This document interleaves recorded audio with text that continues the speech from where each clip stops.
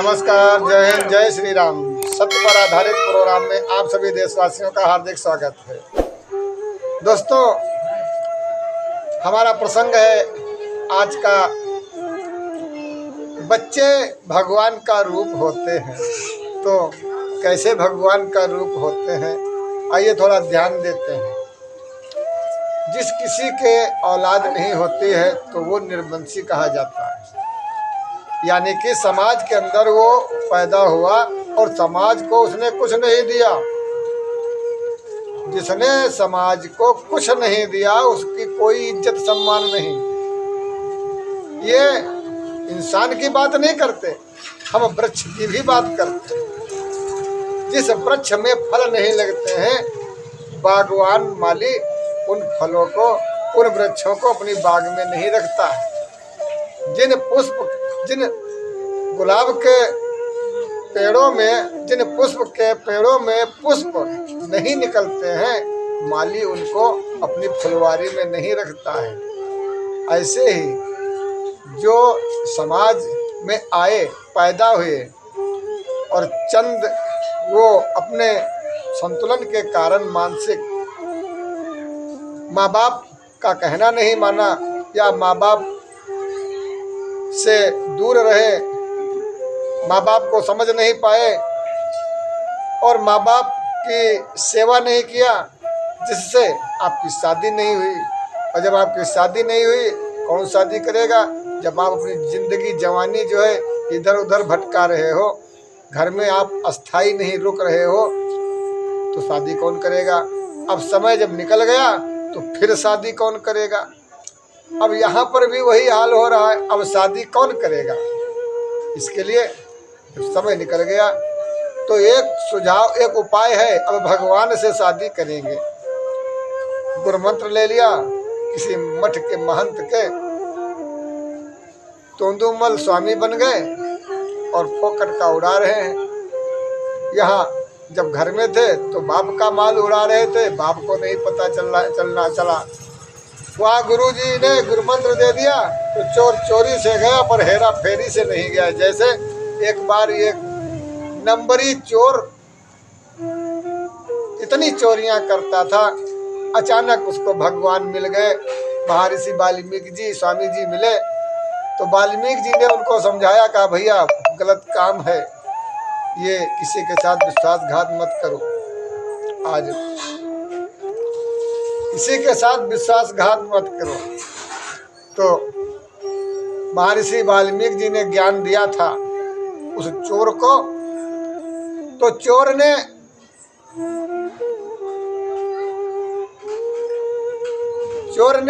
गुरुमंत्र ले लिया, आश्रम में रहने लगा। अब उसके हाव भाव तो वही थे, रात्रि में उठना, चोरी करना। और गुरुमंत्र ले चुका है तो चोरी भी कैसे कर सकता है? तो बेचारा क्या करे, कैसे रात कटे उसकी? तो गुरुजी के लोटिया उन दूसरे वाले गुरुजी के खटिया तरे, और दूसरे वाले गुरुजी की लोटिया तीसरे गुरुजी के पास, तीसरे गुरुजी जो है उनकी लोटिया चौथे गुरु भैया के पास, और पचे के लोटा थाली वो छठे गुरु भैया के पास। सुबह होता है, गुरुदेव अपना पात्र उठाते हैं, जैसे सोच क्रिया के निकलते हैं तो देखते हैं ये हमारा पात्र तो है नहीं। चले सामने कहते महाराज जी हमारा भी पात्र नहीं, कहते वो हमारा पात्र है, कहते हैं ये वो हमारा पात्र है। तो अब जब पात्र बदल गए तो गुरुजी ने मुस्कुरा करके कहा, क्यों भैया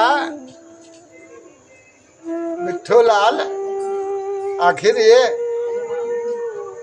चोर चोरी से गया पर हेरा फेरी से नहीं गया। तो आज हमारे समाज के अंदर हेरा फेरी चल रही है, भगवान को पूज रहे हैं, जो भगवान घर में है उन पर खर्चा नहीं कर रहे हैं, उन पर ध्यान नहीं दे रहे हैं। जब प्रथम पुत्र पैदा होता है तो आपने देखा होगा कि माता को कितना कष्ट होता है। ये पिता को समझना चाहिए। जब बच्चे को गोदी में खिलाते हैं तो माँ बाप को समझना चाहिए कि ठीक जैसे हम इस बच्चे को खिला रहे हैं, ऐसे ही हमारे भी माँ बाप हमको खिलाते होंगे। जैसे प्यार मोहब्बत हम अपने बच्चे के साथ करते हैं, सेम टू यू हमारे साथ भी ऐसा ही हो रहा था। कब? 30 साल पहले, 25 साल पहले, 20 साल बाद, 25 साल बाद शादी हुई, 24 में शादी हुई, 25 में 2 से 3 बन गए। पहले थे दंपत्ति, बहू और लड़का, अब माता पिता बन गए। अब जब पिता खिलाता है तो प्रथम गुरु, अगर शिक्षा लेना है संसार के अंदर, तो प्रथम गुरु तुम्हारा पुत्र है।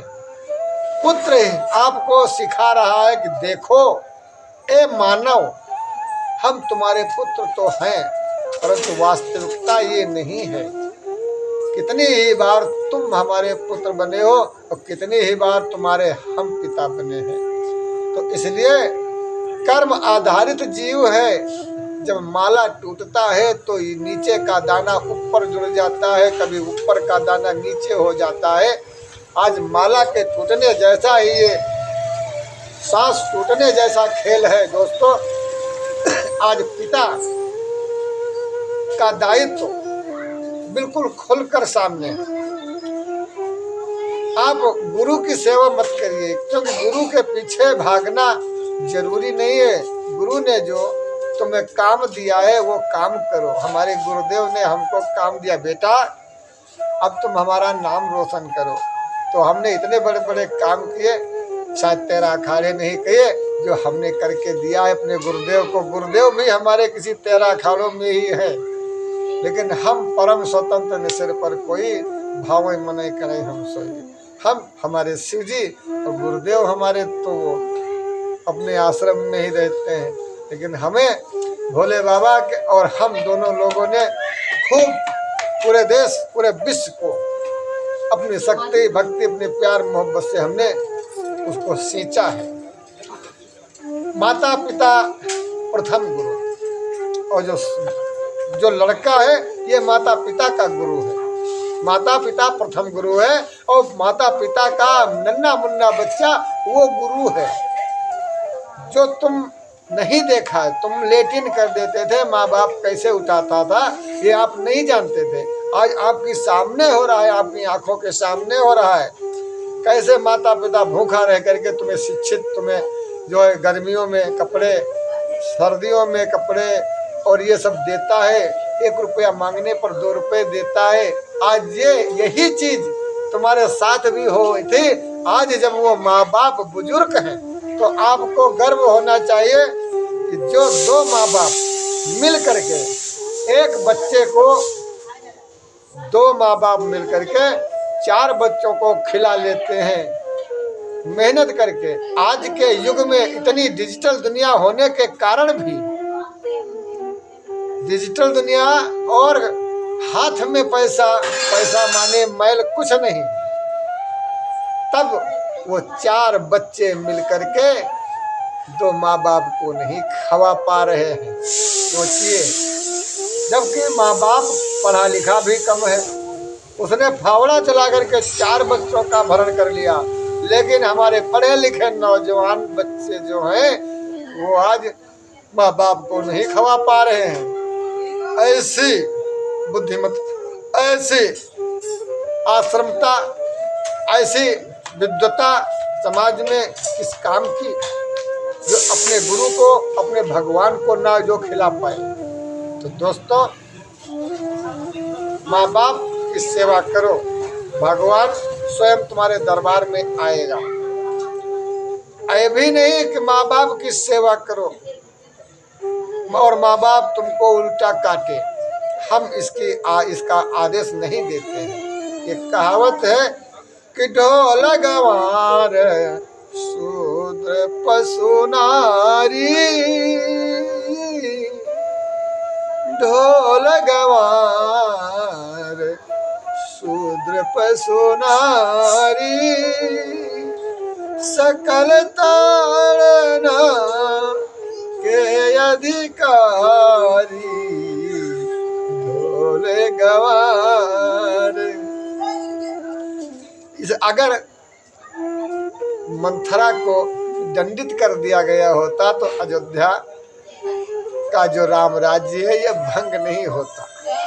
रावण अपनी बहन सुपनखा को थोड़ा दंडित कर देता तो यह स्थिति पैदा नहीं होती। गंवारों में मामा मारीच आता है, उसको जो रावण ने आदेश दे दिया उसको वही भाता है। इसलिए मेरे भाइयों, ऐसे भोले भाले भक्तों का गलत उपयोग ना करें। जो पितृ भक्त हो, जो गुरु भक्त हो, जो मातृ भक्त हो, जो देश भक्त हो, ऐसे लोगों को उनके धर्म के अनुसार उनको जो है ग्रसित, उन्हें उत्पीड़ित ना करें कि हम बाबा हैं, देखते हैं तुम कितने बड़े बाबा हो, अपनी सारी संपत्ति हमको लिख दो तो हम जानेंगे बाबा हो। भैया हम राजा हरिश्चंद्र नहीं है,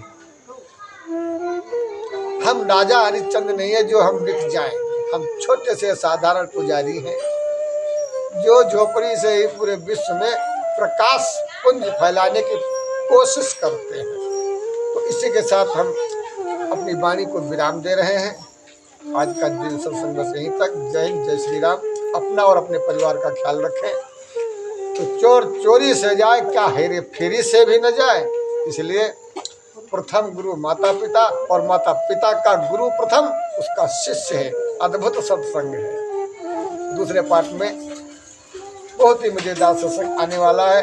आप सभी का स्वागत है। जय हिंद, जय श्री राम। आप देख रहे थे सत्य पर आधारित प्रोग्राम में। ओम नमः शिवाय। जय हिंद, जय श्री राम, जय सीताराम।